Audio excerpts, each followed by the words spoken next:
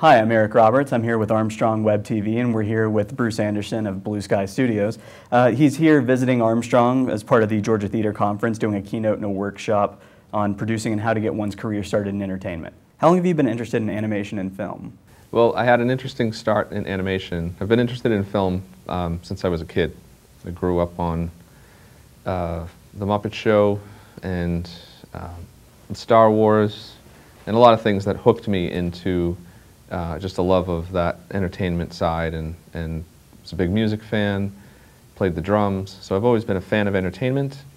It blossomed into, during college, into a specific career path of, oh, I want to work in entertainment, but it was still unknown in terms of what I would end up doing. Animation I kind of fell into in terms of how I arrived there. I was working at Disney MGM Studios on several shows and freelancing around in live action production. And a friend of mine had gotten a job at Disney Feature Animation, and they had opened up a division in Florida as part of their backlot at Disney MGM Studios at the time. And she had gotten a referral for me for a production coordinator job, and I took it at the time. Not because I had this great interest in animation. I actually took it because it was a job with benefits, and we had 3 kids. So it was the timing was good for those reasons. And then I've been in animation ever since, and that was 15 years ago. So you're working with Blue Sky Studios now. Yes. What exactly would you say is your full job description for the company? What are you doing? Right now I'm producing. Producer on the film titled Rio, which is coming out April 8th, 2011. And that's pretty much that is my full-time job. I've transitioned from being the general manager of the studio, which is kind of like a director of production type role, but right now it's producing, and it is a full-time job, of course, and you basically have the bandwidth to work on one movie at a time. So we have overlapping projects. Right now they're producing Ice Age 4 while we produce Rio, and then there's a film beyond that. All 3 films have producers at Blue Sky. How many features have you done so far, and which one would you say is your favorite if you had to pick one? I have worked on 7 or 8 animated features, and they all have, the politically correct thing is they all have aspects which, become pieces of my favorites. One of the 2 that are probably more dear than others are Mulan and Lilo and Stitch. And primarily because they have great, for me, when I worked on them, they were great lead characters with just a great team of directors, producers. And I wasn't producing at that time, but it was very inspirational to be a part of that collaboration on both of those films. So those were probably the more striking influences in terms of films.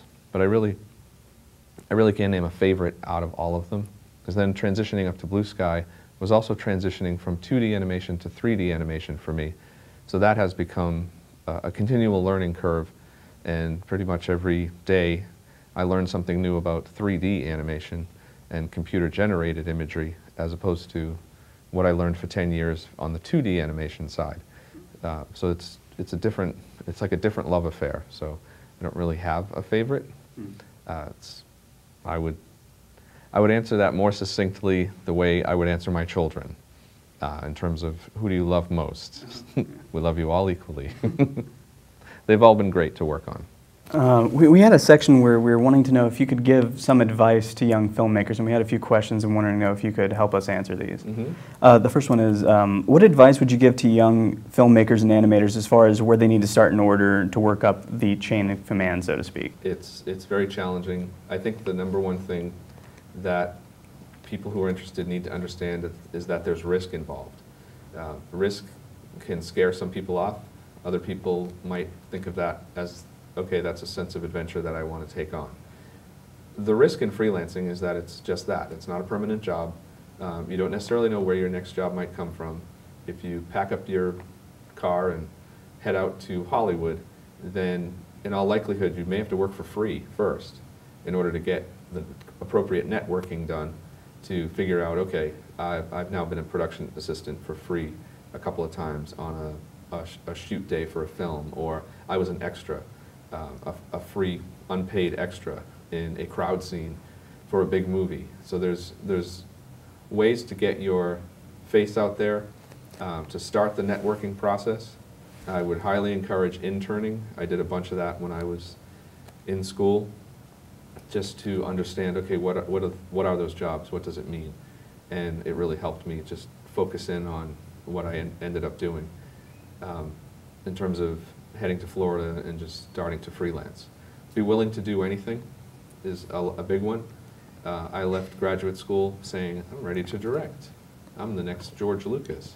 And then I was driving a van, which was a great experience because you're driving talent around, you're going on art department runs.